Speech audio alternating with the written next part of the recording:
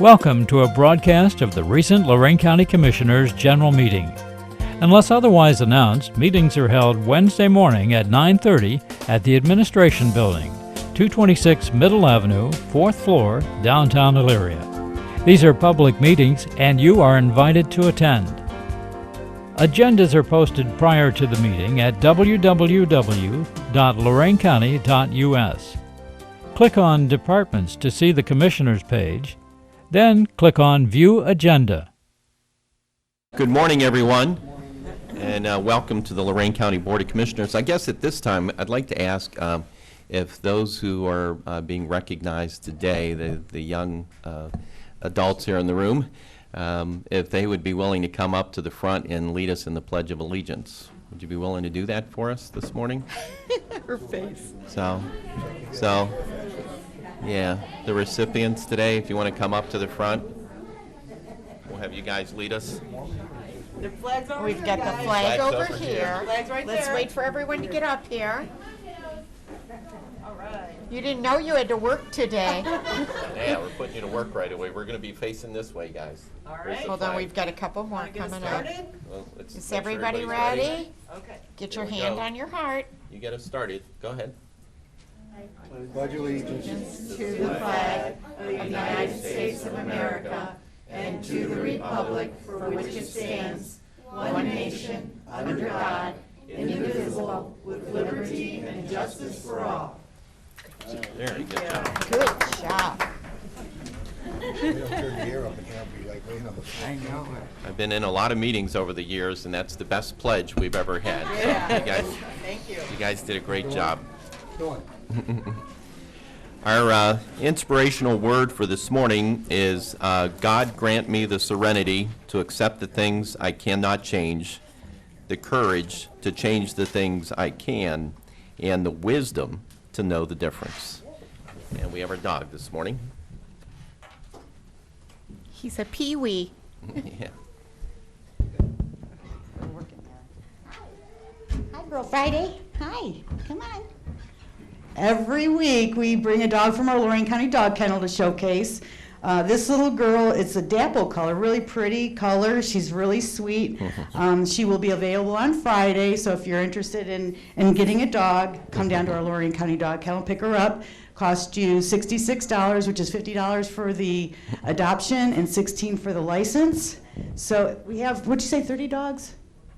22 dogs available. So if this is not your style of dog, you come down and see what we have available, or you can check us out on our website or Facebook page.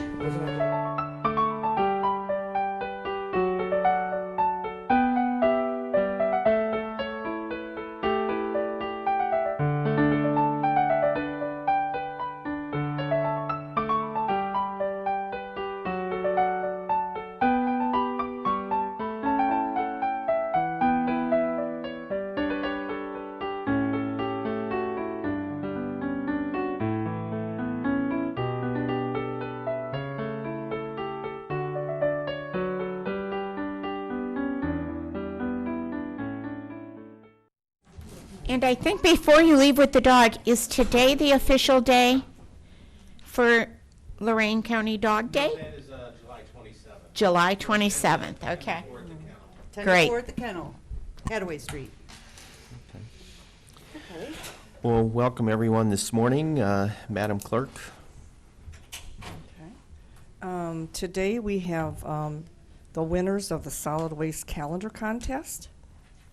Okay. Brandy Schnell. Yeah, Brandy, if you'll come up and get things started, our solid waste calendar contest winners. Good morning. Good morning, good Good morning. morning. Okay, my name is Brandy Schnell. I'm from the Lorain County Solid Waste Management District. And we had a calendar contest, which we've had for many years now, and it just keeps getting better and better and bigger.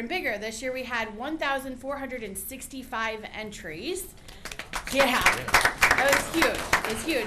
40 different schools participated. 40. That's huge. Across Lorain County, you were allowed to participate if you were in 1st through 12th grade in any Lorain County school. public or private. So we got a lot of really awesome entries. Commissioner Kukowski and Commissioner Sueda and I were the judges, and you can attest that it was pretty difficult to narrow down 14. Hardest job I've had since I've been here. Over 1,400 entries. It was amazing. So each winner is going to get a gift card and a certificate and a copy of their artwork. And then once the calendars are printed, we will get them their calendars to hand out to family and friends. And also in November, we do a display of the winner's artwork at the Carlisle Visitor Center for America Recycles Day. And then that artwork is available to them afterwards as well. So we really like to take care of them. So what I'm going to do is I'm actually going to show a PowerPoint presentation that has, I don't know what I'm supposed to be doing here. Oh, yeah, they always are. I don't know where it's at. It's oh, up. there it is. It's Okay. magic, Brandy, it's magic. Thank you, sir. Okay, so we have I'm going to do the PowerPoint, and I'm going to show the winning artwork, which is just so good. Okay, so here we go. The cover for this year's, or 2020's calendar is going to be the artwork by Jasmine Morales. She is an 11th grader from the Lorain County Early College High School at LCCC, which I didn't even know was a thing until I looked it up. And You need to get closer to the microphone. so sorry, I thought I was loud enough without the microphone. Well, it doesn't come up on every. Oh, okay. Okay, nobody's ever accused me of not being loud enough.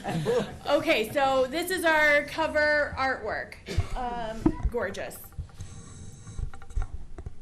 For January, our artist is Allison Calvitz, a 7th grader from Avon Middle School. We got a lot from Avon Middle School this year, actually. A lot of really good artwork. February's artist is Carl Weibel, an 8th grader from Avon Middle School.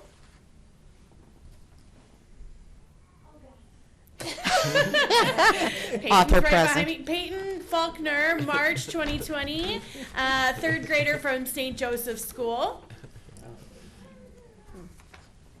Our April's artist is Audrina Fortney, a 5th grader from Lorain Preparatory Academy.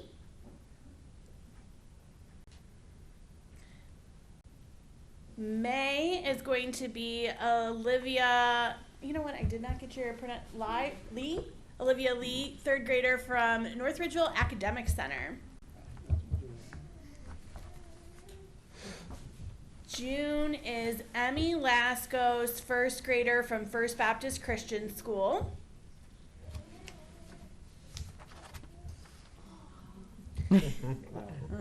July's artist is Abby Winnan, 11th grade from Elyria Catholic High School.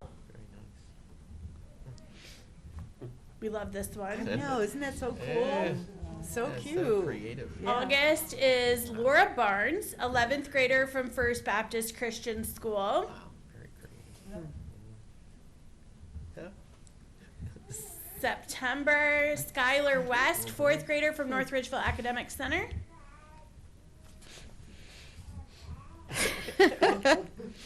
October, we thought this is appropriate for October. Jacob Schosser, 8th grader from Avon Middle School.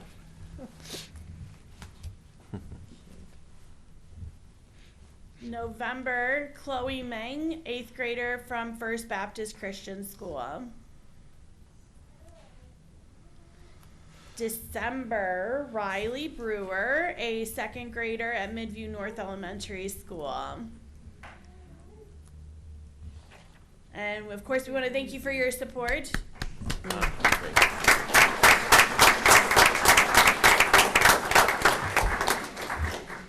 So what I would like to do now is have Commissioner Sueda and Commissioner Kukowski come on down. We're going to call you up one at a time to receive your certificates, and then we're going to have you go stand over there by Dawn. Wave, Dawn. And Dawn is going to give you your gift card, and I'm going to have you stand over there until it's completely done, because then we will have you all come back in front, and we'll have Commissioner Lundy come down and have a picture with everyone, okay? So there are a couple students who weren't able to make it today, but we'll still call their name. Okay, so the first student that we would like to call up is Jasmine Morales. And fun fact, Jasmine brought cookies for you. I asked her who specifically they were for, and she said the adults in charge. So Where are they? yeah, calling all adults in charge. Yeah, right. Oh yeah, absolutely. Come on front, take a picture. Thank you for watching. That is the cover artist. We're going to go in order. So that was the cover artist, and here in January is Allison Calvitz, but I already know that she's not here today. But yes, Allison. Okay, February's artist is Carl Weibel. Come on up, buddy. I feel like Vanna White. Come on. No, come on down. Aw. Okay, Price is Right. Either way. Hi. Congratulations. Thank you. Come on, center here. Hold this up so they get your name. So we can put you on here. Thank you. So we know that, right?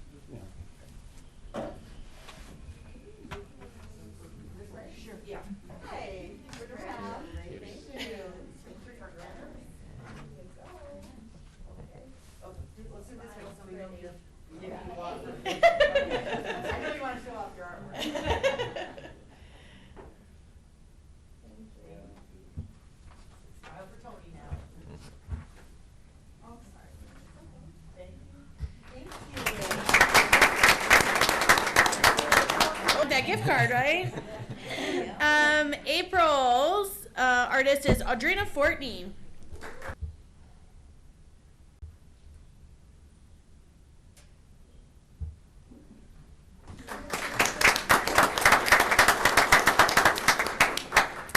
For May, we have Olivia Lee.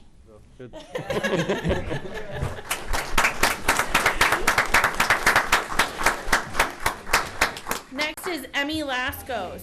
One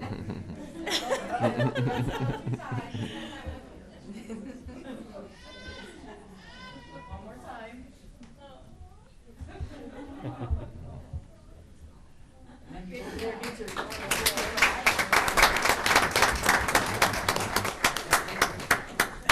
Next, Abby Winnan. Not 100% sure if she's here today, so it looks like not. Okay. Okay, Laura Barnes.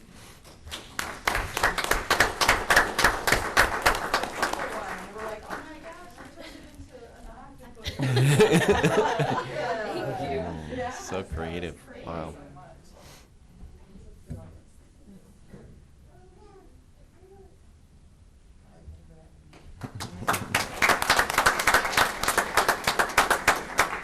Next, we have Skylar West. That's another Northridgeville. Yeah. Northridgeville. And just so we all are clear, we don't ever look at any names or schools or cities when we're judging them. We know nothing. Oh. You weren't listening.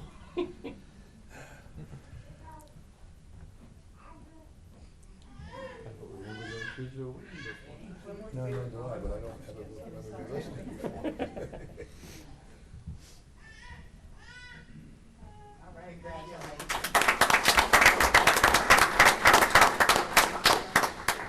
Next, we have Jacob Shosher, and I am not 100% sure that he is here either.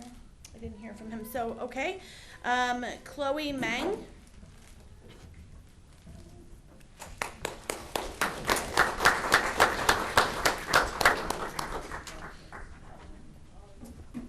Congratulations. Nice job. Very good.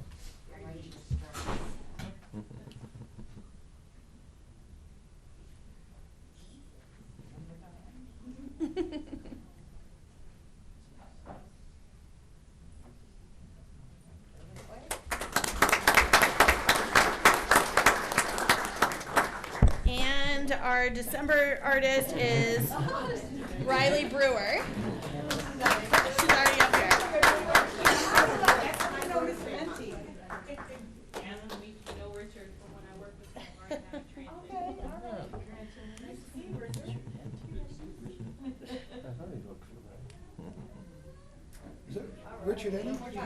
Hey, Rich. Hey, Rich.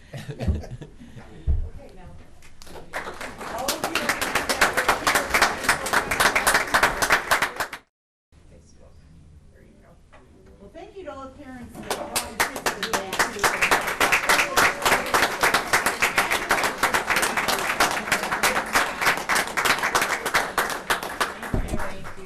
Thank you. And thank you.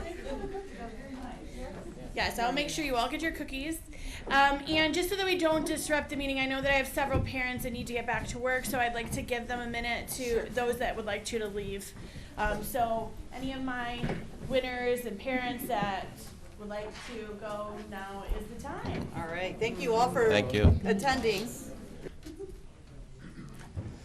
The future is very bright. Yes, it is. Great. And here I thought you were a winner, Dick. Yeah. Yeah, right. I It's always have really flashbacks difficult. to 7th grade. I had an art teacher by the name of Sister Bernadette.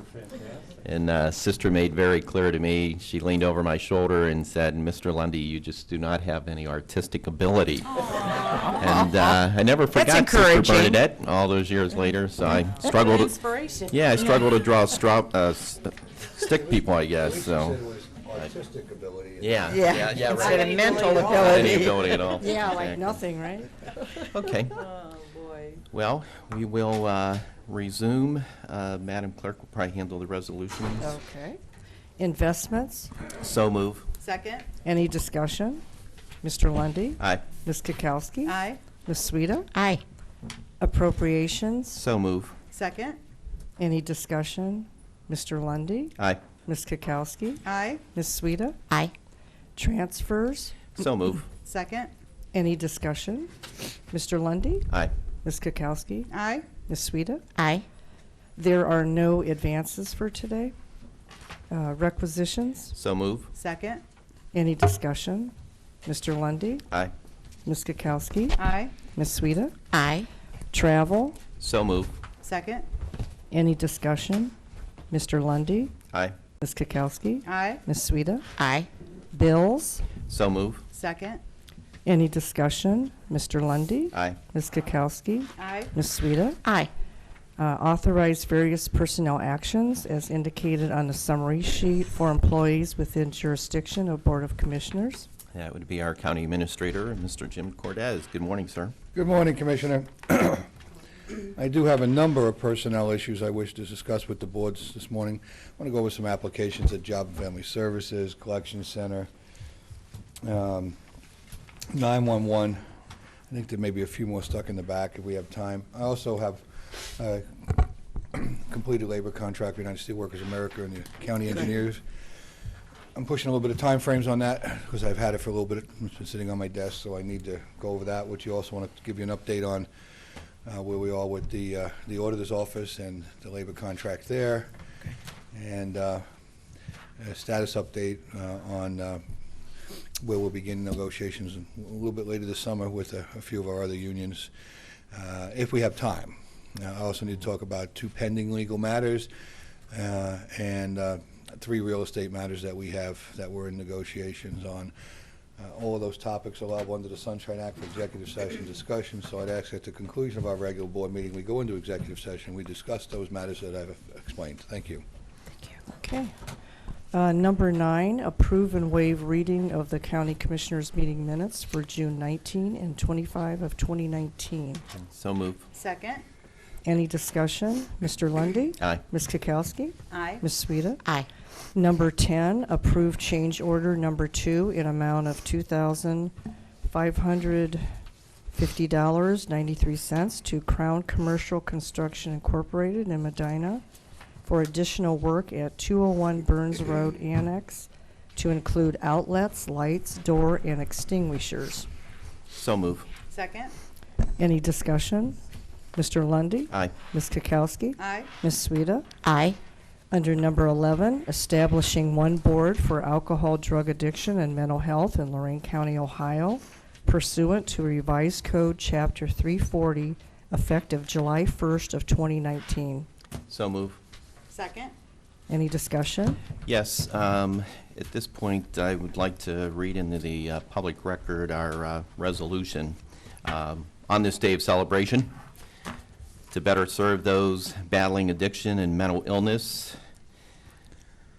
I'll read the following historic resolution for our county. In the matter of establishing one board for alcohol, drug addiction, and mental health in Lorain County, Ohio, pursuant to Revised Code Chapter 340, effective July 1, 2019. And please be patient with me, folks. It's a little lengthy. Whereas there is operated in Lorain County 2 separate boards, the Lorain County Board of Mental Health and the Lorain County Alcohol and Drug Addiction Services Board, and whereas Lorain County is the only remaining county in the state of Ohio that operates 2 such separate boards. And whereas, due to the increasing recognition in the medical world that mental health and addiction are invariably and inextricably intertwined, and due to the extent of the opioid crisis in Lorain County, the Lorain County Board of Commissioners deems it's critical to the implementation of more expansive, effective, and coordinated services that the 2 boards be merged into one entity. And whereas Chapter 340 of the Revised Code empowers the Board of Commissioners to establish one board for a single alcohol, drug addiction, and mental health service district. And whereas the Board of Commissioners endeavors to establish a unified system of treatment for mentally ill persons and persons with addiction. And whereas the Board of Commissioners endeavors to establish a community support system available for every alcohol, drug addiction, and mental health service in Lorain County. And whereas the Board of Commissioners endeavors to protect the personal liberty of mentally ill persons so that they may be treated in the least restrictive environment. And whereas the Board of Commissioners endeavors to encourage the development of high-quality, cost-effective, and comprehensive services, including culturally sensitive services. And whereas the Board of Commissioners endeavors to foster the development of comprehensive community mental health services based on recognized local needs, especially for severely mentally disabled children, adolescents, and adults. And whereas the Board of Commissioners endeavors to ensure that services provided meet minimum standards established by the State Director of Mental Health and Addiction Services. And whereas the Board of Commissioners endeavors to promote the delivery of high-quality and cost-effective addiction and mental health services. And whereas the Board of Commissioners endeavors to promote the participation of persons receiving mental health services and addiction services in the planning, delivery, and evaluation of these services. And whereas the Board of Commissioners endeavors to have the composition of the unified board reflect, as nearly as possible, the composition of the population of Lorain County as to race and sex. And whereas the Board of Commissioners endeavors to appoint a unified board that will best serve the citizens of Lorain County. Therefore, be it resolved by the Board of Commissioners of Lorain County, Ohio, pursuant to Chapter 340 of the Revised Code, the Lorain County Board of Alcohol, Drug Addiction, and Mental Health Services is hereby established to provide services for alcohol, drug addiction, and mental health for the Lorain County Alcohol, Drug Addiction, and Mental Health Service District. The ADAM Board shall hereafter exercise the powers set forth in Chapter 340 of the Revised Code applicable to an alcohol, drug addiction, and mental health service board.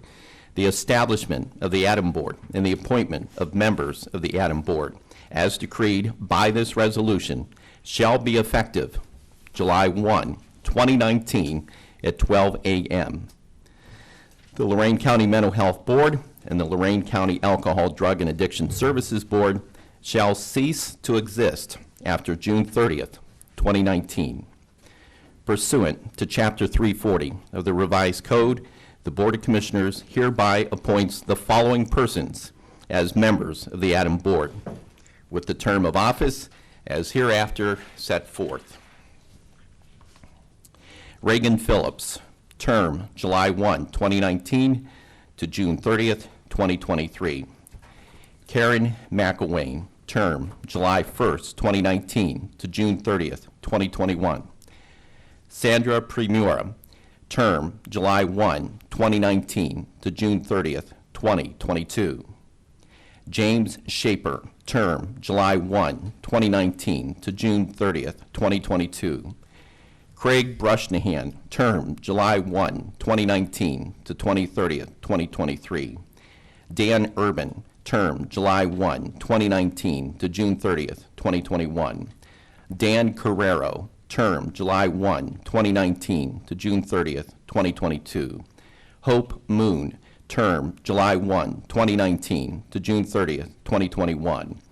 Inez James, term July 1, 2019 to June 30th, 2023. Ted Kalo, term July 1, 2019 to June 30th, 2023. Pursuant to Chapter 340 of the Revised Code, the State Director of Mental Health and Addiction Services has appointed the following persons as members of the ADAM Board. David DiTilio, term July 1, 2019 to June 30th, 2021. Karen Sutera, term July 1, 2019 to June 30th, 2022. Tim Carrion, term July 1, 2019 to June 30th, 2023. Denise Ecott, term July 1, 2019 to June 30th, 2022. David Ashenhurst, term July 1, 2019 to June 30th, 2021. Kara Copeland, term July 1, 2019 to June 30th, 2021. Pamela Waite, term July 1, 2019 to June 30th, 2023. And Arthur Clearly, term July 1, 2019 to June 30th, 2022. I'll call to the clerk's attention that there's a typo here. It should be 2023 for Pamela Waite, not 3023. I don't know if any of us will be around in 3023, but God bless Pam if she is. Pursuant to Chapter 340 of the Revised Code, and effective July 1st, 2019 at 12 a.m., the ADAM Board shall exercise the rights, privileges, immunities, powers, and duties that had been possessed by the Lorain County Mental Health Board and the Lorain County Alcohol Drug Addiction Services Board prior to that date. Effective July 1, 2019 at 12 a.m., all property and obligations of the Lorain County Mental Health Board and Lorain County Alcohol Drug and Addiction Services Board are hereby transferred to the ADAM Board. In order to ensure a seamless transition from the Lorain County Mental Health Board and the Lorain County Alcohol and Drug Addiction Services Board to the new ADAM Board, all those who are employed by the Lorain County Mental Health Board and the Lorain County Alcohol and Drug Addiction Service Board as of June 30th, 2019, shall remain employed by the new ADAM Board until the ADAM Board otherwise directs. The Board of Commissioners requests that the new ADAM Board meet forthwith on July 1, 2019, to immediately take the steps necessary to ensure a seamless transition from the previous boards and to ensure the provisions of services of the new ADAM Board consistent with this resolution and Chapter 340 of the Revised Code.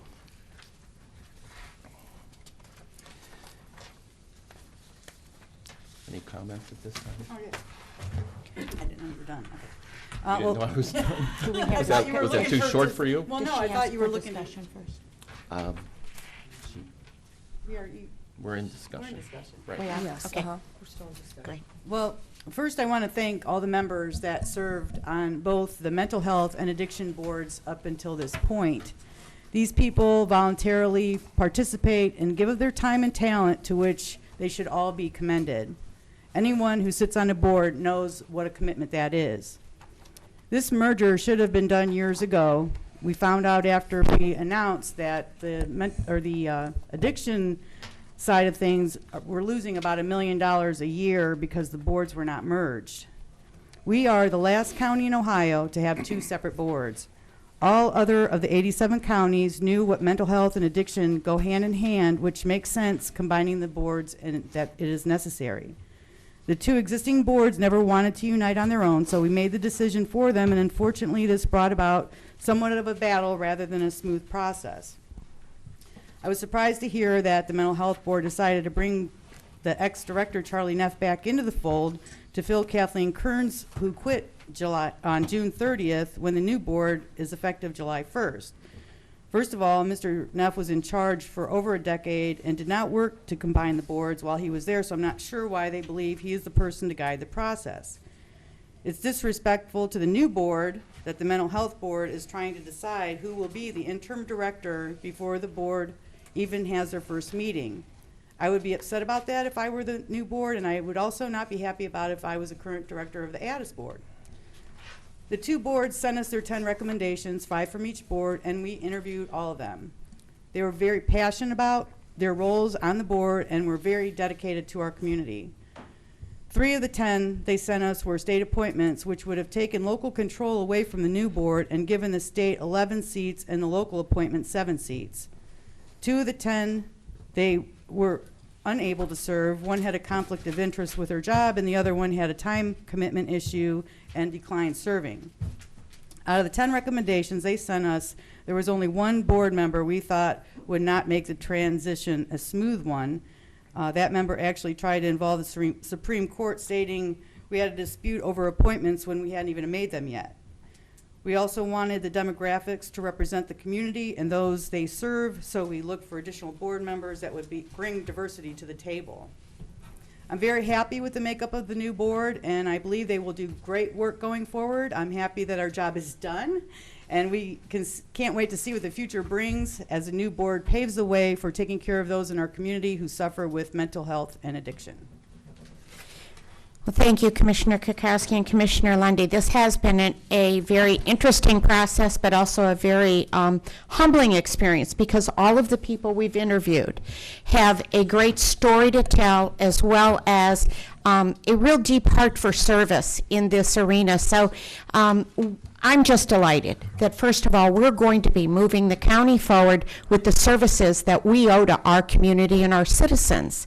The mental health and addiction rates are staggering, and by unifying those two boards, we have the opportunity to deliver services on a greater platform with greater funding and greater ability.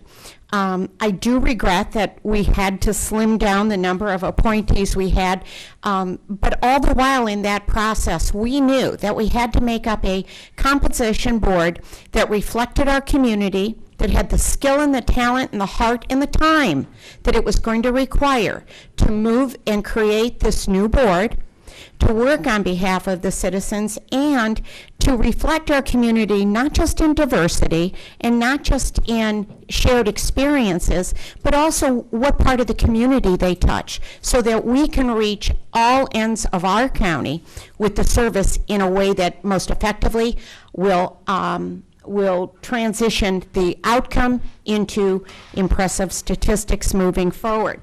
With that said, I'd also like to thank all the previous board members. It is a tough job to have to give up that kind of time, and it's all volunteer.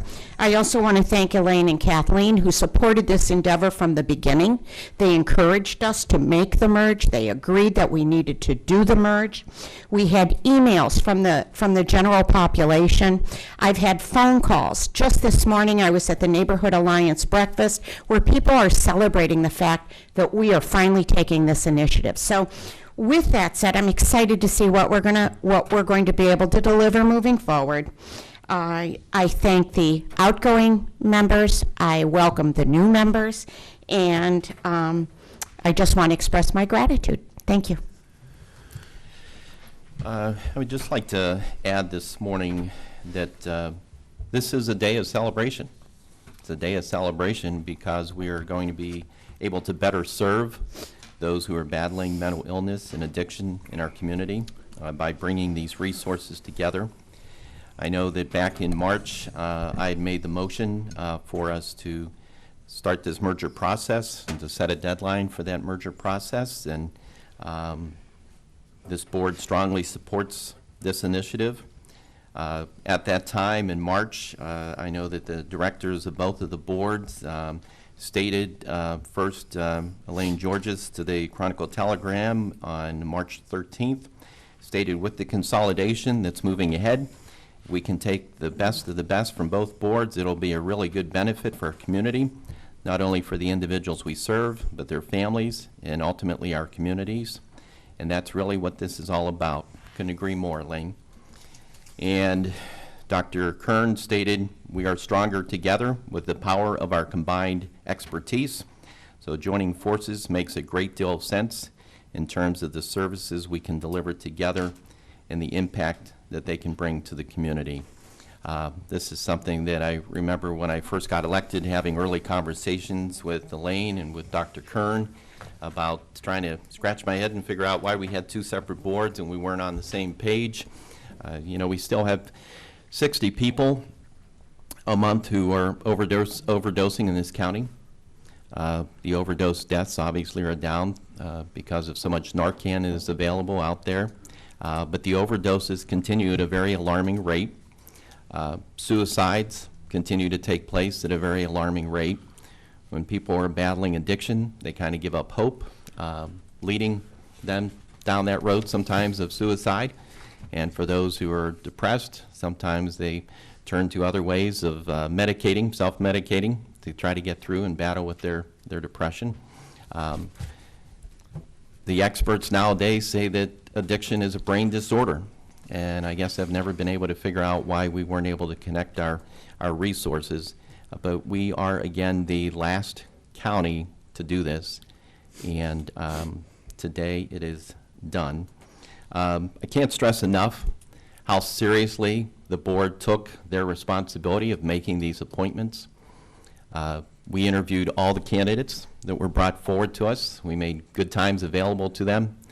Spent a half hour, I believe, with each candidate. Each candidate was asked the same questions.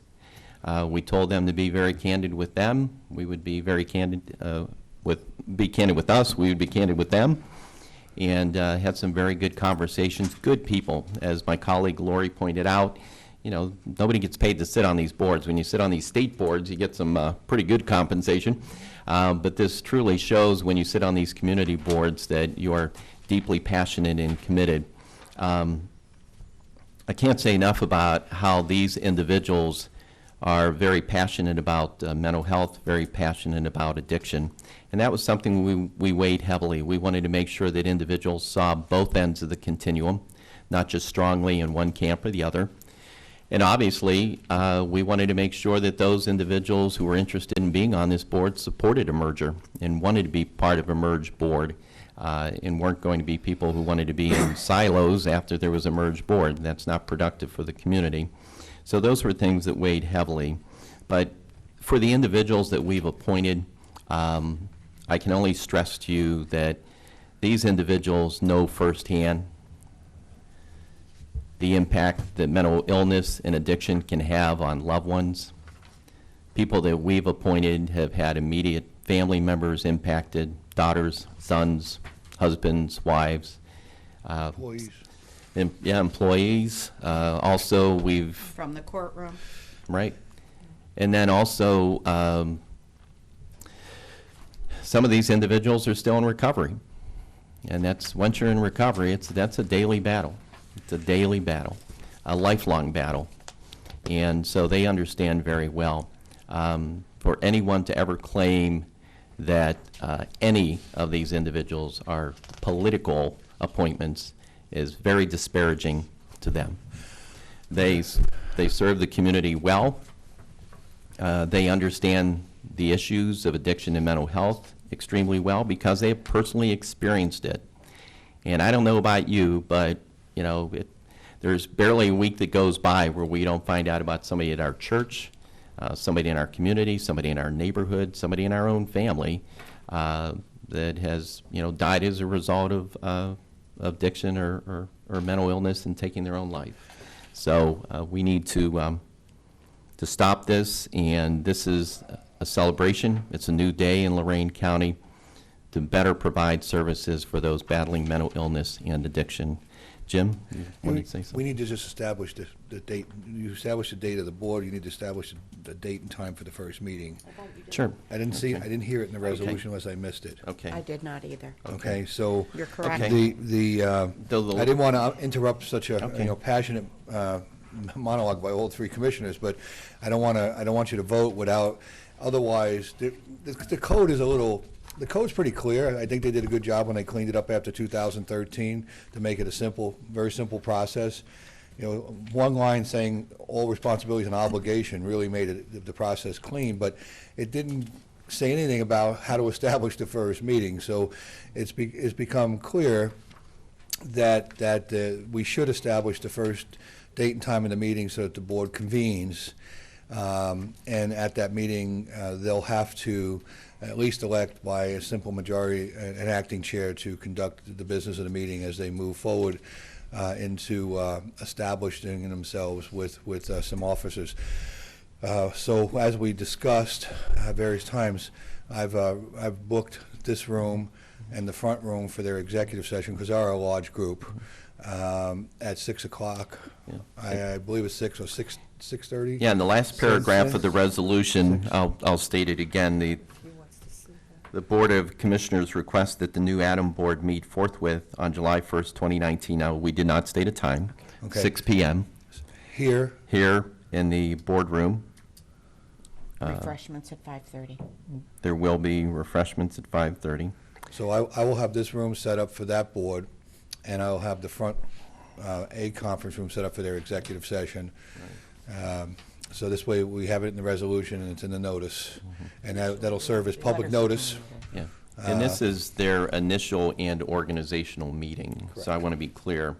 So this meeting notice that we are posting, meeting notice Monday, July 1st, 2019 at 6 p.m., 226 Middle Avenue, 4th floor, room B, Elyria, Ohio, 44035. The Alcohol, Drug Addiction, and Mental Health Board, Adam of Lorain County, will have their initial and organizational meeting. Okay. Any other comments at this time? No, just very happy to see this occurring. Okay. Madam Clerk, call With the no roll. further discussion, Mr. Lundy, Aye. Ms. Kukowski. Aye. Ms. Sueda. Aye. Okay. Number 12, pursuant to Section 5722.21 of the Ohio Revised Code, it hereby waives the current delinquent taxes owed to the Elyria Library, and it should state there that it's 5 parcels of property. Okay. So move. Second? Yeah, no, I thought maybe you should come on.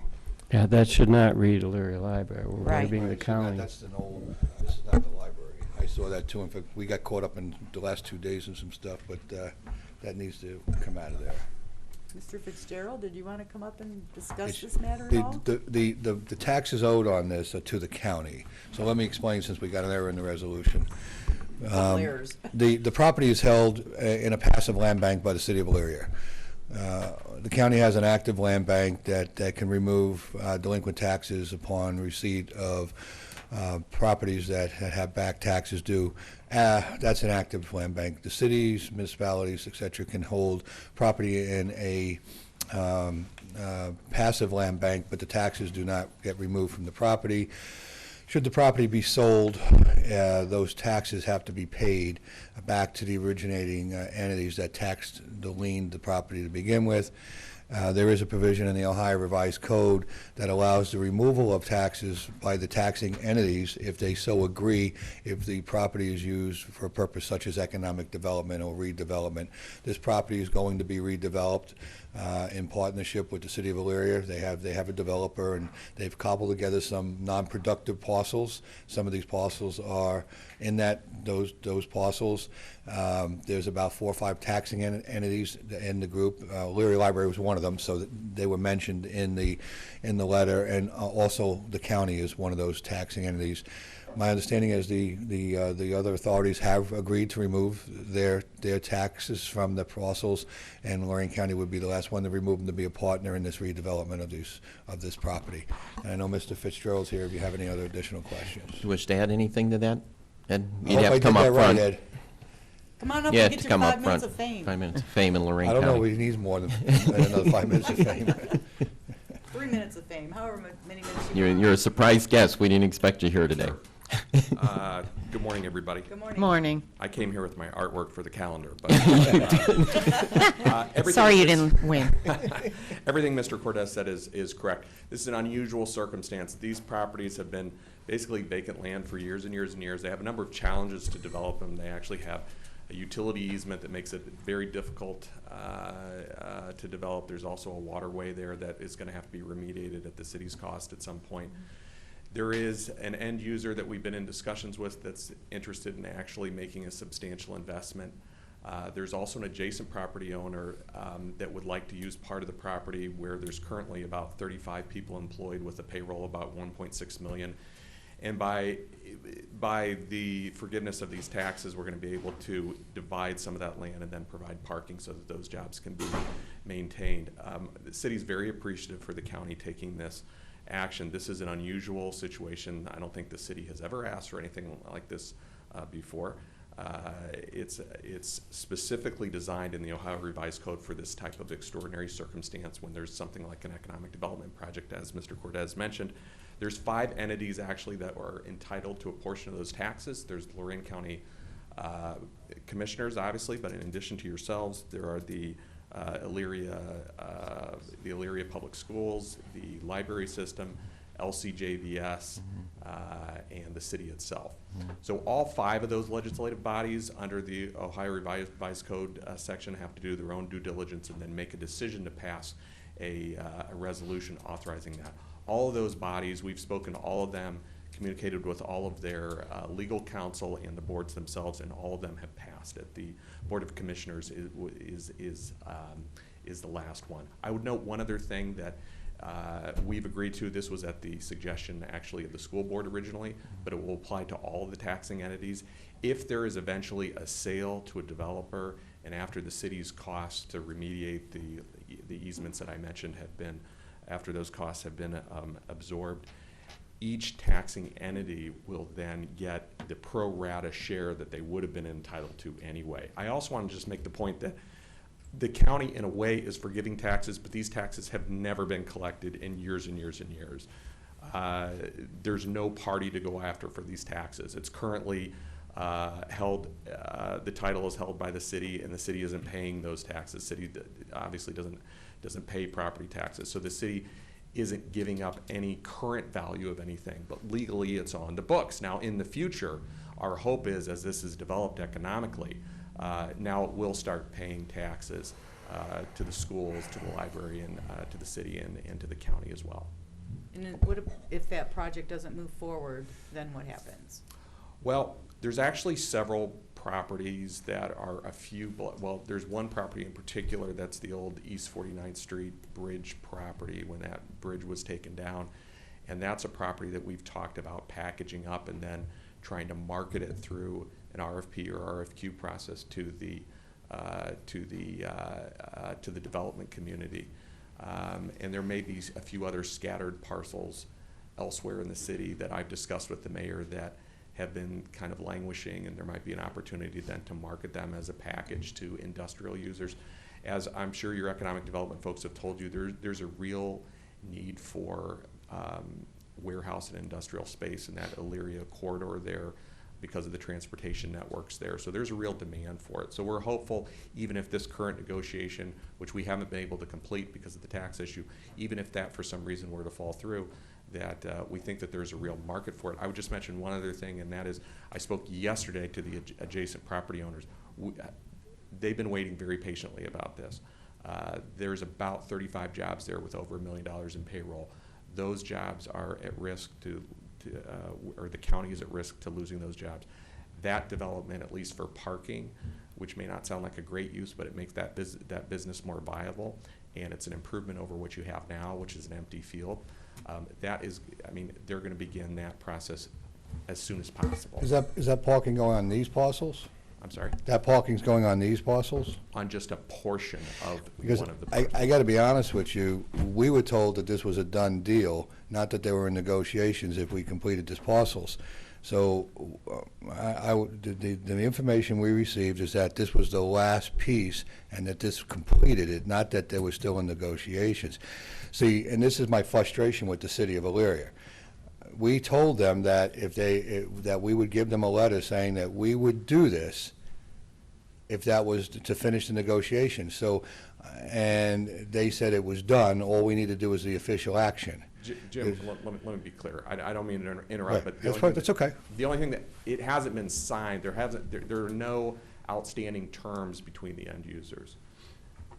But there hasn't been a signed contract because we haven't been able to complete it because Yeah, of the but tax issue. you can complete a contract by saying that Subject to. if I was to give you, pass a resolution saying, we agree to do this, if you get a signed contract, you can complete the contract on this. This is my frustration with the city of Elyria, and it continues to be a frustration with the city of Elyria, because Ed, you said in your conversation that if this negotiation breaks down, we're going to package it this way. That's not what we're agreeing to.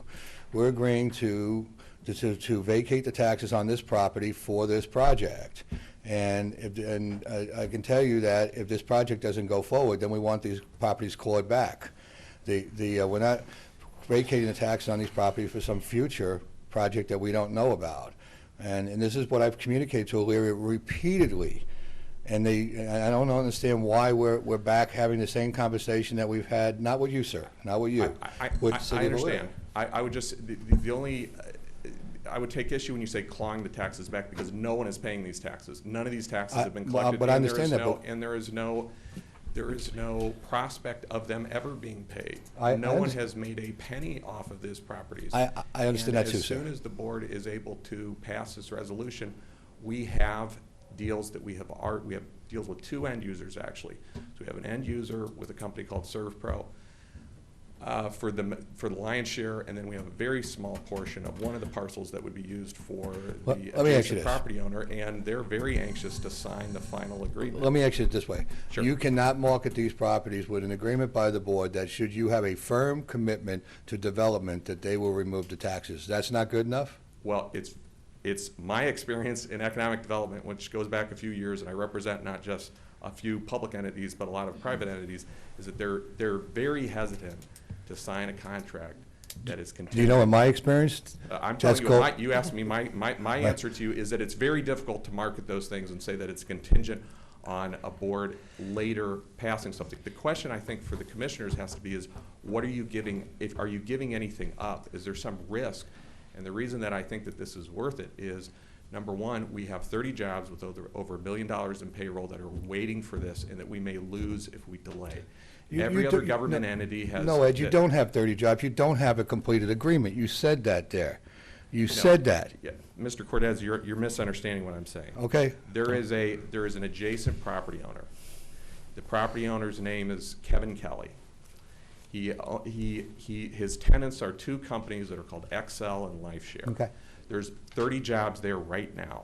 Okay. They're looking at alternative sites, including outside of Lorain County. We cannot sign a completed deal with him while the taxes are still on the property. So which parcel does Can't Kevin do Kelly that. need?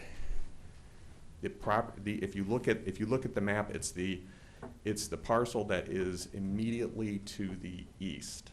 Okay. So it's at the corner there. Okay. So those 30 jobs, Okay. I can tell you, are they have already started looking at locations outside of Lorain County. Again, the board has, and I've sat there figuratively in their shoes before. They have to weigh the pluses and minuses with it. The status quo is that nobody is getting any tax revenue from this whatsoever. The parcels that Kevin Kelly needs, and Kevin Kelly has called me, okay? I've gotten a message from him, but I was waiting on this process here.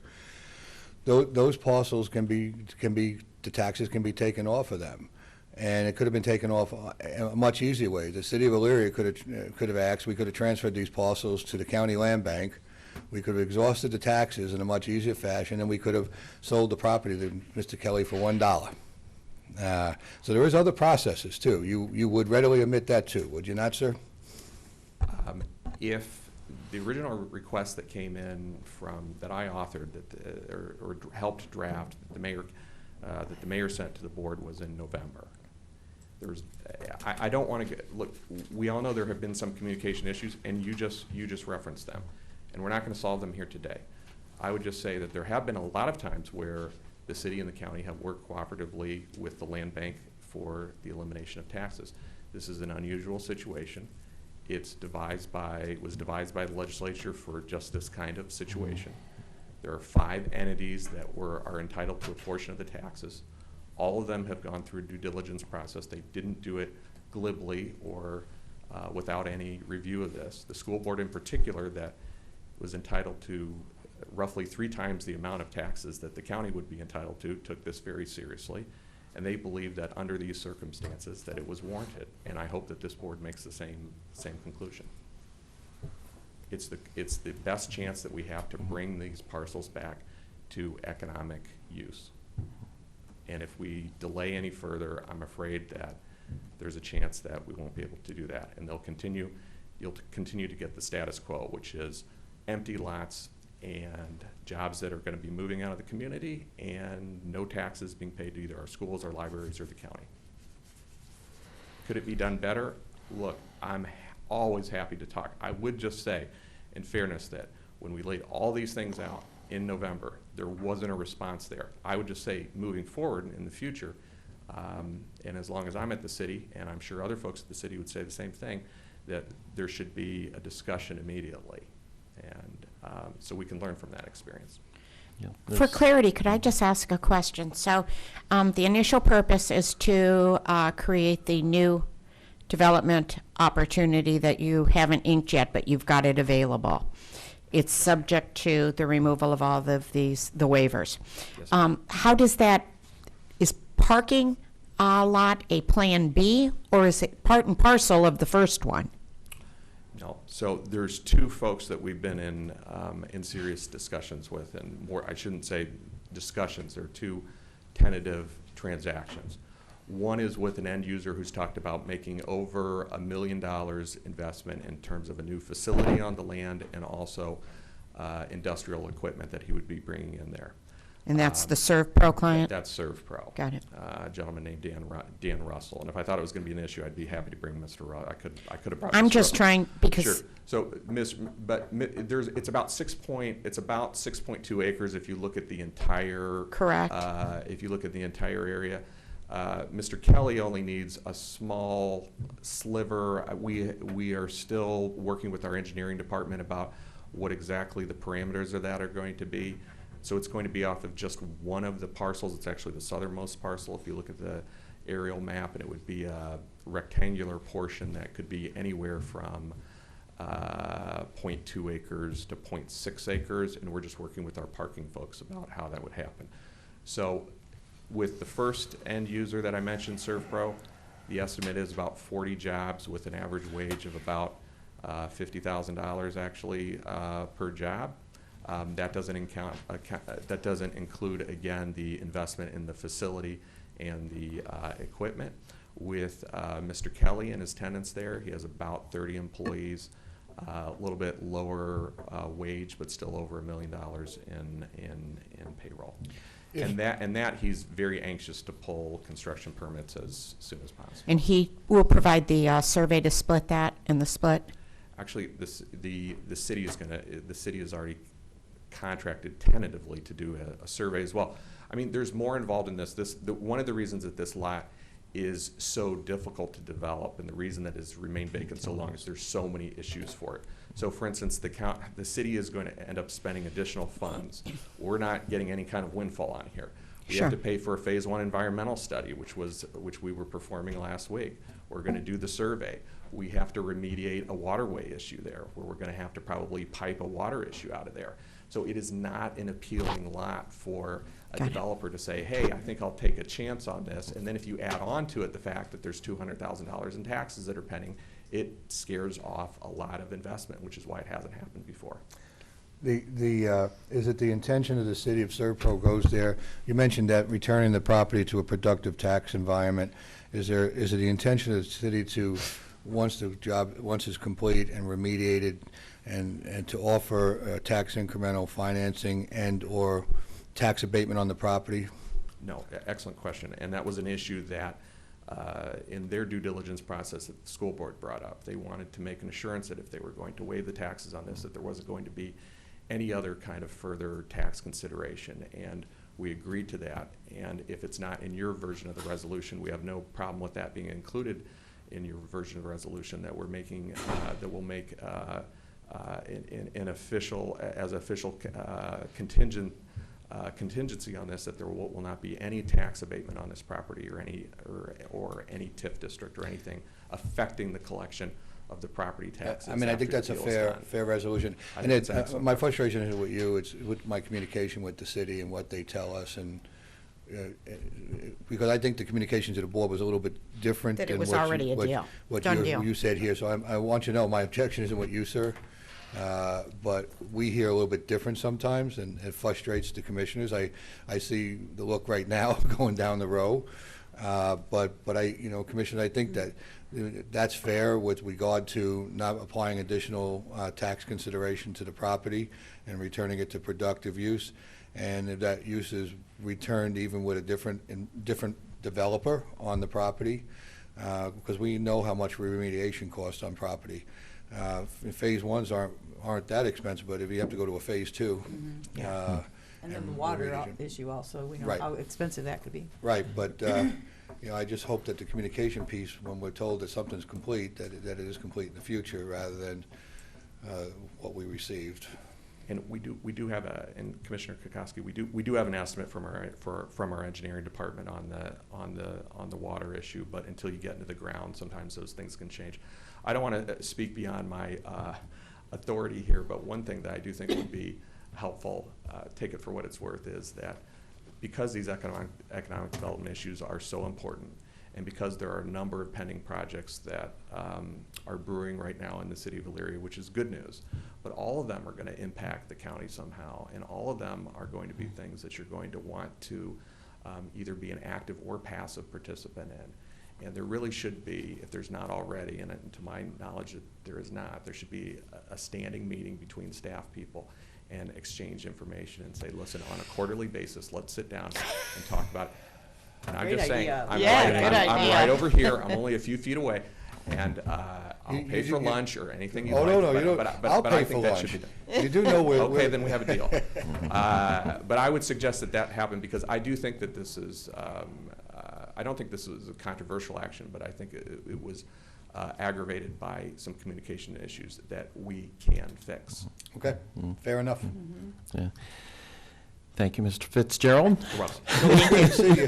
That was a little bit more than 3 minutes, wasn't it?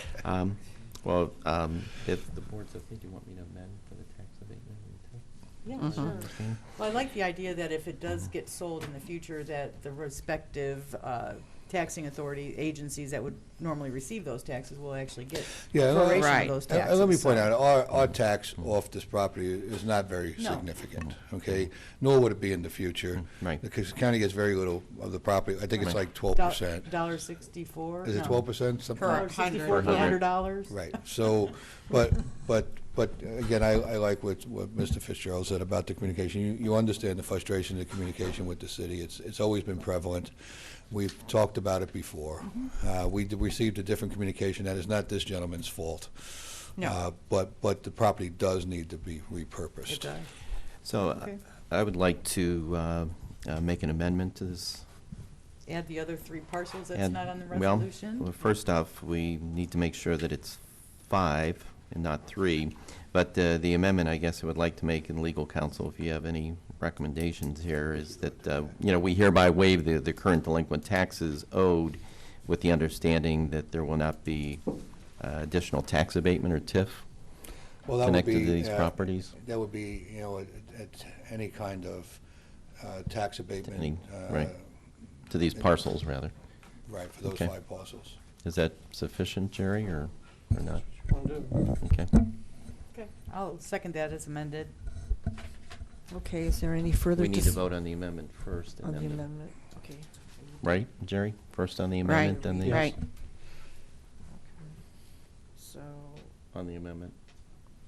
we're gonna amend pursuant to section 5722.21 of the Ohio Revised Code, hereby waiving the current delinquent taxes. And I'm sorry, I didn't get Amend it I to didn't get the state rest of that it. we will not authorize any tax abatement or tax incremental With- No, financing? we don't authorize. No, we don't. They will not, the property will not receive any additional, Right. will not receive any future tax abatement of future property taxes. Okay. Do you want to make a motion? Sure. That's, that is my motion. I'll second. So we're just voting on the amendment first, and then Right. the amendment first, Janice. Okay, so Okay. do I need to read it again? No, you're. Should No. I have to read it? Take the Okay. roll. Take the roll. Okay, no further discussion. Mr. Lundy, Aye. Ms. Kukowski? Aye. Ms. Sueda? Aye. And now on the resolution. Okay, so now I need She already to- read it, so go Okay, ahead and just okay. make the motion. Yeah, I move item number 12 here. Second? okay. Mr. Lundy, Aye. Ms. Kukowski? Aye. Ms. Sueda? Aye. Okay. Number 13, under the airport, award contract to Jess Howard Electric Company, Blacklick, in the amount of $522,612.20. 3 bids were received on May 28, this being the most responsive, complying with specifications, 95% state shared reimbursed through ODOT, aviation grant, and 5% local share to be paid from account number 7300. Issue notice to proceed and complete within 180 days. Authorize administrator to notify auditor to release retainage at completion of project. So move. Second? Any discussion? Mr. Lundy? Well, you can't say any discussion and then call the roll. I moved a little too fast. Oh, yeah, that's good, Janice. I appreciate it. You're getting really good at this, even though you only do it about once or twice a year. The commissioners, I do think we need to talk about this. Okay. Every time we have an airport issue, we need to talk about it. I don't want to, look up one day and somebody just said, we just spent how much money on the airport, and why are we spending that much money on the airport, and why are we wasting money on the airport? They're free to think it's a waste of money on the airport, but this is FAA money that's given to us to maintain the airport.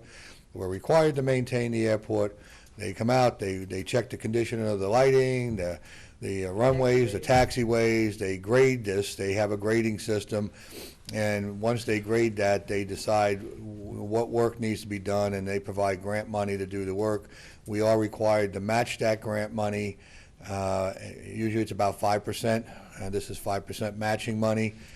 We end up getting some ODOT money to make a part of it. It's usually 90-10 money, but with ODOT money, we bring it down to 95-5. You don't have to take this money, by the way. If you don't take it, then 19 years and 11 months from now, you can sell the airport, but you still have to do the work. That doesn't alleviate your burden of having to do this work. And if you don't do the work, they'll just sue you and make you do the work anyway, out of your own money. But if you do take this money, you're committed for another 20 years. And actually, I stated that wrong, because the last FAA money we got was about a year ago, so you only have 19 years left if you don't take this money. That's a game changer. Until you own the airport yourself. I tell you this every time we sit here and we take FAA money and we talk about the airport, so that someday we'll communicate this effectively into the community. It's a really a wicked situation. You can't live without it, and you can't live with it. That you tried to go down and actually ask them to close the airport, and they said no. Well, we went there. We drove to Chicago, and we met with. They flew people in from all over the place. That was a and while back, though. I think we should stay with time. we could go again. No, I'm just asking. just so people don't think you had the meeting here in the past week. No, but I haven't had a deep dish pizza in a while. I'd be more than happy to go to Chicago again and visit with them and get my face squashed into the carpet and come back with the same answer I got several years back. We're a reliever airport for Cleveland Hopkins.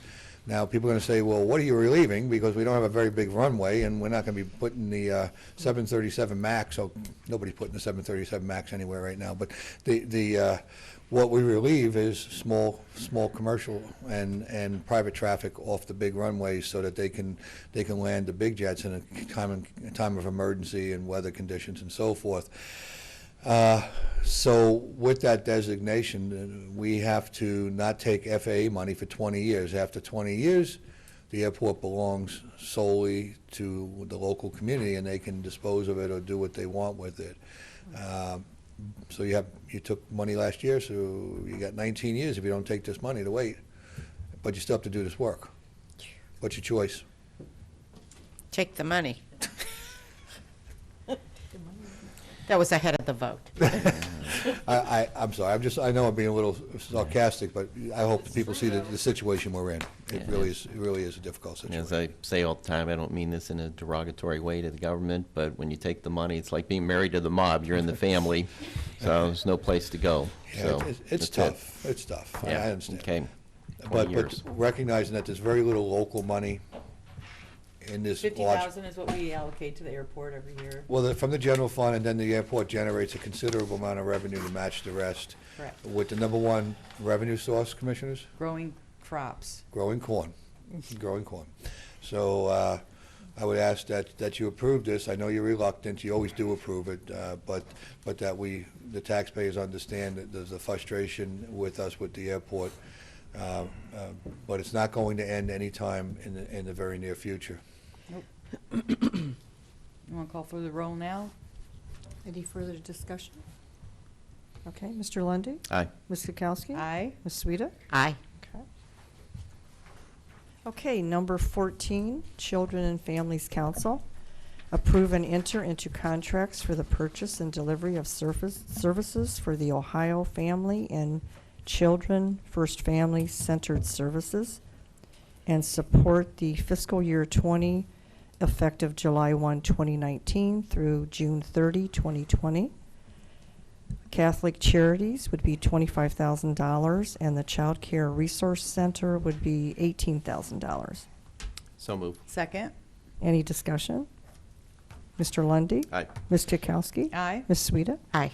Number 15, approve and enter into contracts for the purchase and delivery of services for the Help Me Grow Early Intervention Program of Lorain County for fiscal year 20, effective July 1, 2019 through June 30, 2020. Under Mercy, it would be $2,000. Cleveland Speech and Hearing, $4,500. And Neighborhood Alliance, $493,954. So move. Second. Any discussion? Mr. Lundy? Aye. Could I just Oh, say, sure. this morning I went to the Neighborhood Alliance breakfast, and Commissioner Kukowski and I had gone over for a separate tour one afternoon, and the work they do is just incredible.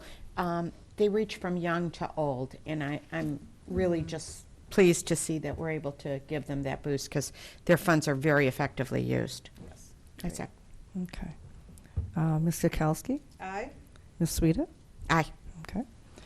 Under number 16, Job and Family Services, authorize lease agreement with MT Business Technologies of Avon Lake for copy machines effective retroactive June 18 of 2019 through June 18 of 2024 at a cost of $9,034.80 per year. Authorize the director to execute on behalf of the board with prosecutor's approval as to form. So move. Second. Any discussion? Mr. Lundy, Aye. Ms. Kukowski? Aye. Ms. Sueda? Aye. Number 17, authorize sub-grant agreement with Ohio Department of Job and Family Services and the Ohio Department of Medicaid. The purpose of this sub-grant agreement is to establish the terms, conditions, and requirements governing the administration and use of the financial assistance received by or used by the Lorain what is that? Department of Job. County Department of Job and Family. I'm not used to seeing CD. Yeah. And Child Support Enforcement Agency, effective July 1 of 2019 through June 30, 2021. So move. Second. Any discussion? Mr. Lundy, Aye. Ms. Kukowski? Aye. Ms. Sueda? Aye. Under number 18, under sanitary engineer, approve and enter into an agreement with K.E. McCartney and Associates for civil engineering services for the Boone Road Sanitary Sewer and Lift Station in Columbia Township in the amount not to exceed $824,000. So move. Second. Any discussion? Mr. Lundy, Aye. Ms. Kukowski? Aye. Ms. Sueda? Aye. Number 19, under Children's Services, authorize various personnel to utilize the agency's MasterCards for year 2019, not to exceed $2,500 in accordance with the policy. So move. Second. Any discussion? Mr. Lundy, Aye. Ms. Kukowski? Aye. Ms. Sueda? Aye. Number 20, under Domestic Relations, amend Resolution Number 19-285, adopted May 15, 2019, entering into an agreement with Juvenile Court and Penfield Township trustees for use of Township Hall with the kitchen in event of emergency evacuation of the residential facilities. Amendment is to reflect the trustees of Penfield Township and expires December 20 of 24. So move. Second. Any discussion? Mr. Lundy, Aye. Ms. Kukowski? Aye. Ms. Sueda? Aye. Number 22, under Health District, approve change order number 3 to Seats Builders Incorporated in the amount of $15,710.73 for water line. So move. Second. Any discussion? Mr. Lundy, Aye. Ms. Kukowski? Aye. Ms. Sueda? Aye. Number 23, under Mental Health, authorize employment of legal counsel in an amount not to exceed $25,000, providing legal counsel to the Lorain County Board of Mental Health. So move. Second.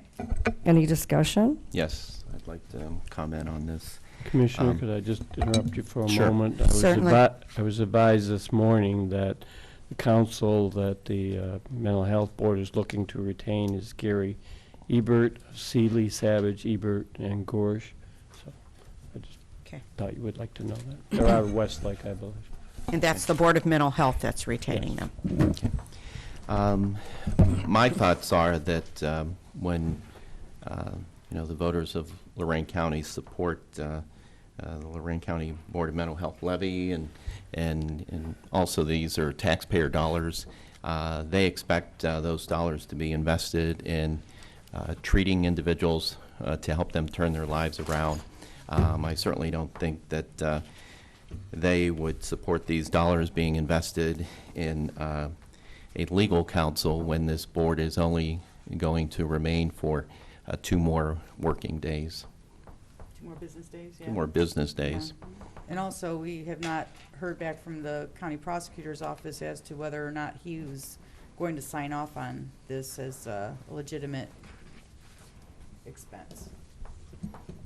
I would not be in favor of supporting that at all. I think it's difficult to justify $25,000 allocated to a board, as you said, that's going to literally just not even be in existence within 2 business days. The 25,000 is the commissioner's cap. They're not asking for 20. I just want to be Oh, clear we that impose the 25? the 25,000 so that it doesn't come back to say you misrepresented the Oh. request. No. Some time ago, years back, we started with that. That's a moving target, but that's a start. Counselor, you may want to explain that. Because, they'll use words against you, Commissioner. Sure. We usually initially limit the cap, and then the requests can be made to move that cap. So they're not asking for that. They're not asking for an amount. They're just asking for counsel. But in our standard resolution on these requests and prior, we started with that as a cap. Would I represent that Right. correctly? There are various statutes, but there are limitations as to what they expend. But yeah, that request didn't come from them. That's just what No, we've right. always I would used also- as our starting point. I would suggest that once we know how the prosecutor stands on it, we might be better equipped to make a decision as to what direction we would want to go. Well, I still contend that the taxpayers expect dollars to be invested in helping people receive treatment so they can turn their lives around. I don't think the taxpayers would welcome spending dollars for legal counsel for a board that will remain for 2 more working days. Any other comments? No? Madam Clerk, if you'll call the roll. Okay. Mr. Lundy, No? Ms. Kukowski? No. Ms. Sueda? No. Okay. Is there any public comment for today? This is public comment section. Each individual will be given 3 minutes.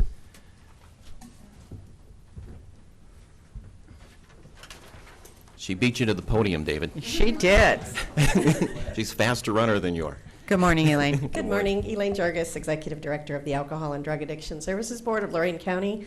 I have good news and bad news. What would you like first? Bad. Bad the always. bad news is, with the epidemic and everything, we're going through our youth survey, students surveyed, and we still need to emphasize prevention for our young people. And we're doing that in partnership with mental health, school districts, and communities, because we are finding as kids are reporting rates of suicide, depression, substance use, primarily vaping, and marijuana risk perception is pretty significantly impacting their days as well as their physical health. So as partners, our board, the Board of Mental Health, and the Health Department continue to work with the schools to do that. And the eyes have to be on prevention as significantly as they are with treatment and recovery. In this last version of the state budget, there was actually money eliminated again for prevention. So we've got to keep our advocacy going for our young people. So that's the bad news, but no, we're working on that. Good news, we were able to draw down over $1 million of the state opiate money that Ohio got. And out of that, we have opened up capacity with Silver Maple Recovery for detox, now known as withdrawal management and short-term residential, and they're full with our referrals. We also have been able to open up with Road to Hope House a women and children's facility, as well as a facility for women on buprenorphine and Suboxone, because that's been limiting their stay. Just yes? question on the Silver Maple. It's public comment. Oh, that's right. Sorry, never mind. That's okay. We can talk offline. But anyways, capacity is opened up with that money, and we're really now working with our medical systems because, again, if we understand addiction as a chronic disease, we know that the medical systems have a partnership role with the primary and behavioral health care. So that money is getting there. It's a little slow when we navigate 3 major health systems, but Mercy is on board and we're nibbling away at the other facilities. And then finally, I just want to invite you, if you have time this evening, the Antlers Ballroom, our board is celebrating, it's a 30th celebration, 30 years of Addis. It's just a reception, walk in from 5 to 7. You're more than welcome to pop down. Thank you. So thank you. Good morning, David. Good morning, Commissioners. Hi, David. Morning. Good morning, all 6 of you up there. Please pass one of those. No, don't pass the books yet. Okay. Because there are only 5 of those. Okay. But for all 6 of you are copies of the Oberlin Summer Theater Festival program. I saw Sandy down in Oberlin the other night. I hope we see all of you down there in our increasingly good restaurants, and that's for Jim, yes. Exactly, and I expect to see Facebook postings from the Corner Joint and other places down there Great. rapidly. The other thing I've passed to you is the June agenda of the Oberlin City Council, and I passed it to you for a number of reasons, all having to do with communications. First, I would welcome your returning public comment to the end of this meeting instead of where it is now, because except for today, when I'd like to get out of here too. As when I was here 3 weeks ago, public comment came before the commissioner's report, before the administrator's report, and some public comment would have been obviated if we just talked after you'd had all your business done instead of after part of it was done. We have public comment at the end of the Oberlin City Council meeting, and we even have it after what you see there as referrals, advocacy, correspondence, and reports. That was an innovation to Oberlin City Council that I got from this board about 15 years ago, and I was trying to get them to enumerate the things that the City Council had received as a board so that the public would know, the way you guys do, and tell us everything that's coming in correspondence by way of reports, EPA notices, all that, none of that comes to the Oberlin public. However, that June 3rd meeting of Oberlin City Council was available on the web the following day by noon the following day, you can go to the Oberlin City Council website and go through the agenda, and there's a little green box next to it, and you can watch the discussion of that item, or you can watch the whole meeting. This meeting is going to be broadcast on Saturday morning, and the second broadcast will be at 11 o'clock after the first meeting of that board on July 1st at 6 o'clock. The public, trying to understand what's going on here and see what you actually said, has no opportunity to do that until way after things are done. As I was coming into here today, the Sound of Ideas was on, discussing the Gibson's Oberlin College lawsuit.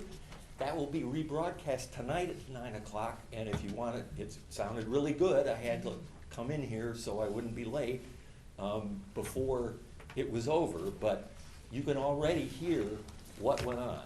And in that one, you can actually spoke into the specific thing you wanted.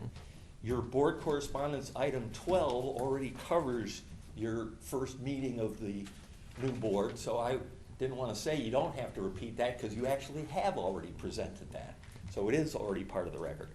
So I would really urge that you get the website. I mean, Oberlin will tell you how to do it. It's actually really good. We weren't anywhere near as good as you guys were about this 10 years ago, but we're a whole lot better now. And the rebroadcasts are only those two, and as I say, in this case, a whole lot of it is going to be not timely. We have a Board of Mental Health meeting tomorrow afternoon. I've asked that copies of the 3 items concerning that board be before us at our desk tomorrow afternoon, but people could see what you said and hear the discussion if this were already getting into a public format. So that's all the communication stuff, except I'm ready to say Teresa because I've been ready for this, and it's Janice. Please pass 5 of those down. Keep one for yourself. Jerry, you don't get this because you don't need it. This is the annual report of Ottawa County. Ottawa County is not superior to Lorain County in almost any particular. She's passed one too many, Jim. It's got to go. Somebody needs one down there. Maybe it's Janice. I don't think their annual report is terribly good, but since we don't have one, it's better than ours. I would really ask, I've been spending more time in Ottawa County for a number of reasons, not the least of which was trying to get Janine Donaldson to be our State Board of Education representative. I've gotten to know a lot of their services and a lot of things that they do, and some of them, because their population is only 1/6 of ours, they can do a lot of things better in terms of direct service. But the communication they give, this has been available every year. There are stacks of it right when you go in to get, file your taxes and things like that in their administration, in their courthouse. And I would just encourage the commissioners to think about something once a year where you explain to people what these departments are and what they do, and give some kind of report annually on what they do. I hope that wasn't more than 3 minutes, but thank you, David. Thanks, David. Any questions on your time? My time is done. Thank you. Okay, thanks, Thank David. you. Anyone else willing to make public comment? Okay, Mr. Cordell. Oh, I'm sorry, I didn't see him. Okay. Janice wants to get to lunch. Yeah. Morning, Mr. Phillips. Good morning. Good morning. Gerald W. Phillips, 461 Windward Way, Avon Lake, Ohio. I've been a resident of Lorain County for 36 years, 22 in Avon and 14 in Avon Lake. I want to present to the commissioners some things for your consideration. The first item deals with the use of plastic bags in the county, you know, in connection with some environmental concerns. Lake Erie borders Lorain County. It's a valuable asset. You know, there's concerns to keep it cleaned up. Cuyahoga County has recently addressed this issue. I would hope that the commissioners consider this. The second item is the use of tax certificates to sell them so you can get additional revenues and pay off the delinquent taxes. Cuyahoga County uses that mechanism. It would be an increased cash flow for all the governmental agencies that depend upon the taxes. Third is the use of the Lorain County Port Authority to assist in the economic expansion and economic development in the county. Cuyahoga County uses that as a vehicle to attract businesses, and I think Lorain County should look at that as a mechanism to help develop this county. The Lorain County Community Development Department, I think there should be a increased emphasis on economic development and expansion, and that goes hand in hand with the third item, the Lorain County Port Authority. The city of Lorain has a port authority, which to my recollection is not used very much. If there's any interest in any of these items by the commissioners, either one or all, or the administration, I'm more than willing to sit down, talk to any commissioner or commissioners or the administration. A couple comments on some of the items that came up. I applaud the commissioners for approving item number 11 as far as the merger in the Adams Board, the consolidation. Mental health issues do have a stigma, and it is a medical condition. A comment about the forgiveness of the property taxes. I agree with Administrator James Cordez that it's a standard provision in any contract that you can have a condition. It's called a condition preceding or a condition subsequent, and in my practice, it's almost always done. And Ms. Sueda, you know, from a real estate point of view, you have contingencies All the time. all the time. So I agree with Mr. Cordez. The seventh item, David Ashenhouse first brought up about the public comment. I think the board should consider that of where it's best fit. It's there now to kind of let the public who want to speak, they can leave early, but he makes some valid points about waiting for your reports so that if something comes up, they can report, you know, they can comment on it. I'm not sure it's that essential for the correspondence because that's just routine items that you can read from the agenda. But I think the commissioners should look at that and decide where it's best fit. Finally, I made a request for number 8 for the copy of that K.E. McCartney agreement. Unfortunately, I made the request on Teresa Upton, and I guess she's on vacation or she's not present. So if I could get a copy of that before I leave. It's number 18, Jer. Yeah, number 18. Yeah. Should be in the package. Yeah, we'll get Yeah. it for you. Yeah. That's all the comments I have. Thank you. Great, thank you. Thank you. Have a good day, good to see you. Any others wishing to make public comment this morning? Seeing none, we'll close the public comment. Okay. Mr. Cordez?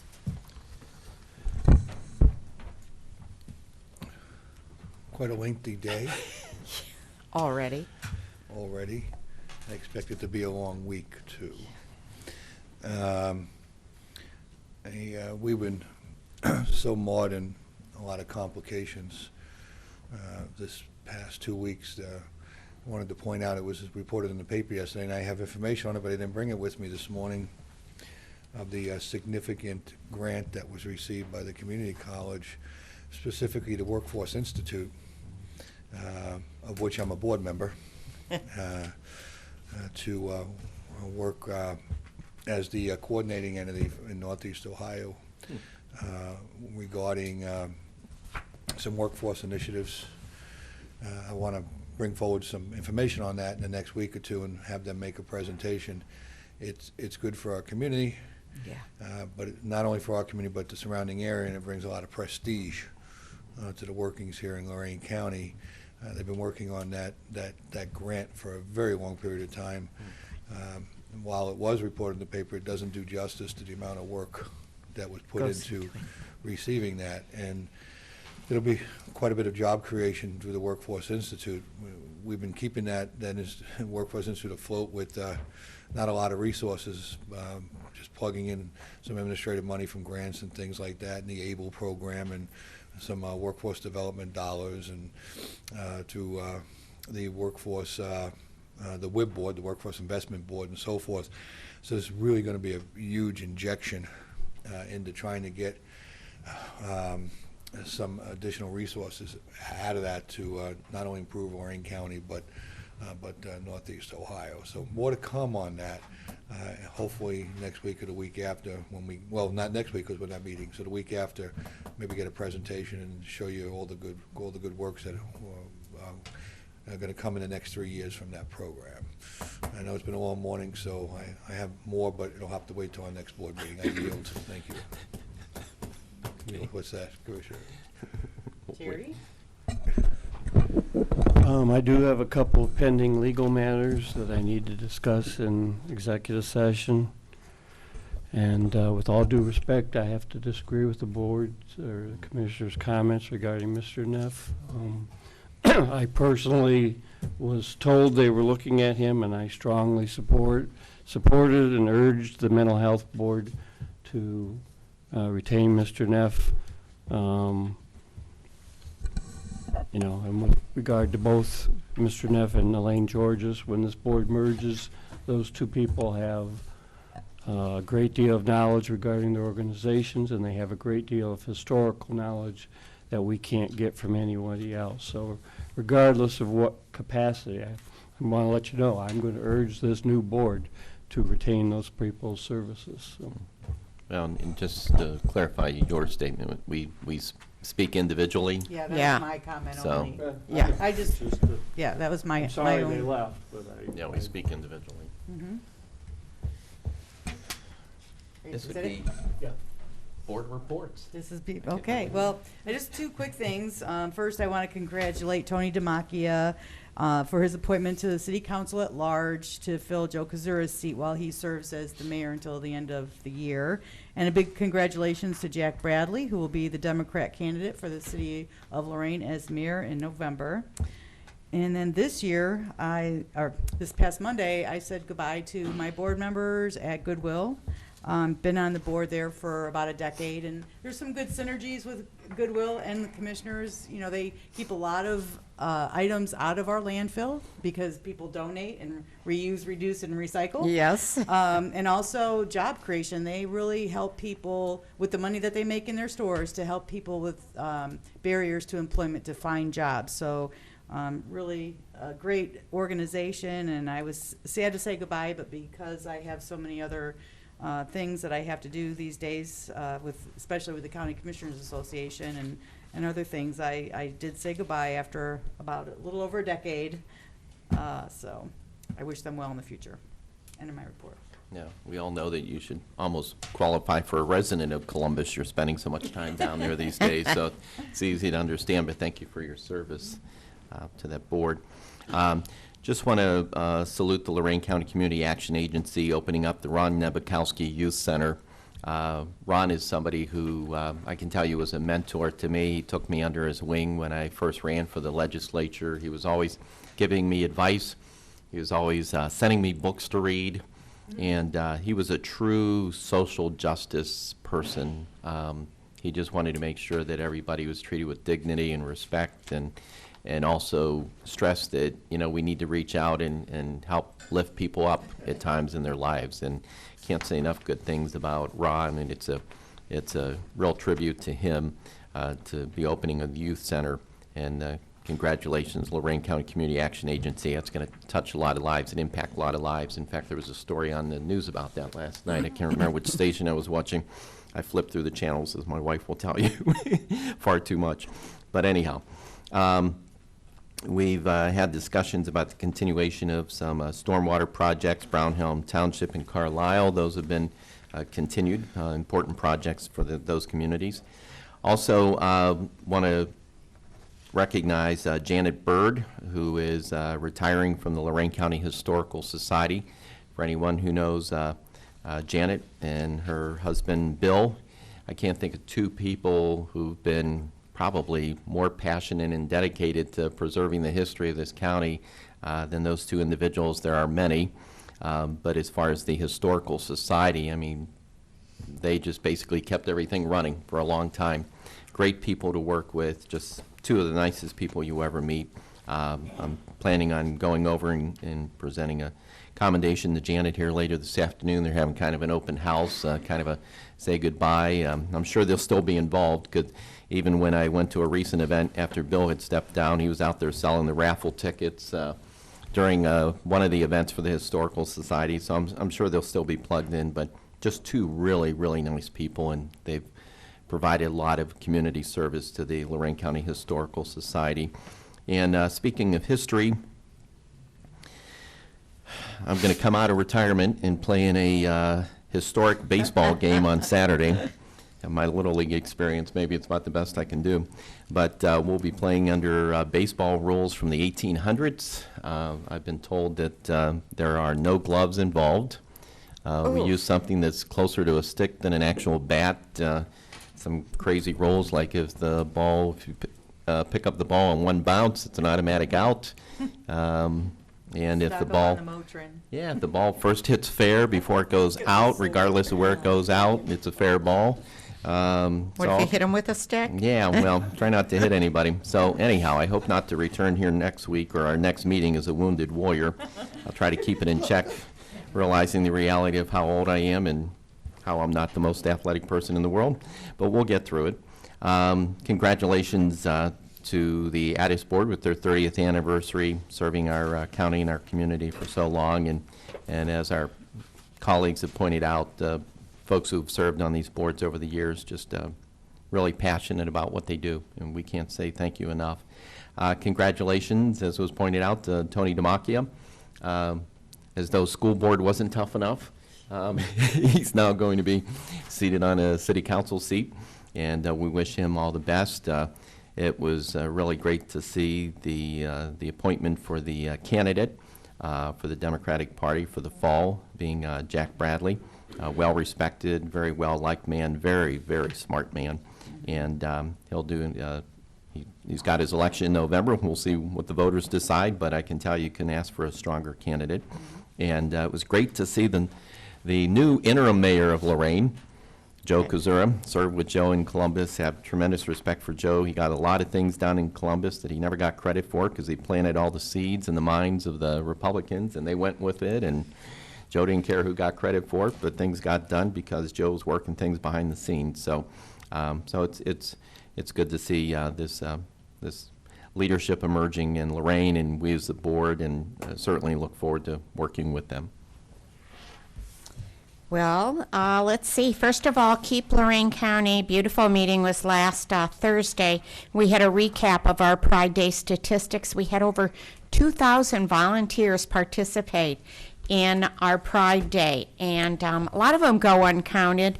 We haven't received the numbers yet on the poundage of waste that was collected, or photos of the some of the projects, but we will be posting all of that. And all in all, given that it started a rainy, kind of cold morning, that was great to have that kind of a turnout. I had, our meeting was held over at LCCC, and it was held in the Innovation Center. And for anybody who has not been over there to tour the Innovation Center, it's an incredible facility. When we talk about the workforce development and the grants and some of the future of Lorain County's future, entrepreneurs. They are very immersed in entrepreneurship there. They are developing creativity in young minds. It's like, I felt when I walked inside there, it felt like they had a day of play, and yet they are using all of their STEM resources and talents to utilize into their creativity. It's just incredible. If you can get over there, they're doing tours, just in a fantastic facility, and I'm anxious to see what they're going to develop in the near future from there as well. That evening, Thursday evening, was our township trustee meeting. Tom Kelly came out, talked about emergency management, gave us a slide presentation of the emergency vehicle, interesting vehicle. And on Saturday, I did attend the ribbon cutting for the LCCAA Bike Shop and Ron Nabokowski Youth Center. His son and some of his other family members were there. And the irony was that Ron he never liked, Joe Kozura was the presenter, and as the mayor said, Ron never really agreed with putting names on buildings. So the irony was that his name's on this front door, but that they felt he'd be more than pleased to see the work that's going to be done there. And what they do, they're teaching youth to repair bicycles. You can donate bicycles, and then they're going to be trained on how to repair them. They'll sell them, and it hopefully will create a little synergy in business there for them. But the building turned out beautifully. It's over on 10th Street. And I have a special connection to Tuesday nights. That's last night's appointments. Yes, congratulations to Tony DeMacchia, who's stepping in early for the council seat. But Jack Bradley's my cousin. And I figured out last night, other than for one other cousin in town, I've known him longer than anyone else in the county. And I can tell you that he didn't like the law that evolved prior to that appointment. Was not in favor of how that all shook out. But I think that he will be the right person to step into that position. He has no political baggage. He's always fought on behalf of the rights of others. He's generous with his time and money. He's a very smart, but also a very listening individual. And I think Lorain's going to be very well served. That concludes my report. Thank you.